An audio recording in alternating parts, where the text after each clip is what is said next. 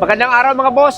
At meron tayong bad news guys dahil dalawang unit na lang po ang natitira sa ating po Toyohama 7500i, 6500 watts, silent inverter generator.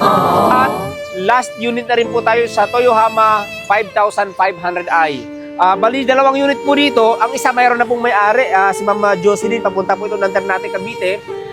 And then, one last stock na lang po tayo. Ang next shipment po natin guys, darating po ng siguro mga 3rd week or 4th week po ng April. So sa lahat ng gusto mag-avail guys ng ating po mga Toyohama, pwede po kayo magpa-reserve kung hindi po niyo aabutan yung isang unit natin. Bali ito testing po natin.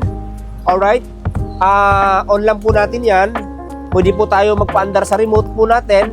Pakita ko po sa inyo. Ito po yung ating remote. Pinutin ko lang po. Ayan. Makikita po ninyo guys, sumaandar na po yung ating generator. Wow. Okay? And then syempre, kasama po yung mga accessories po niyan. Ayan. Tapos po, lagay natin sa eco mode. Testing po natin. Okay? Para makita po ninyo na pag nilagyan po natin ng load guys ay gumagana po talaga. Alright. So ito po yung ating load.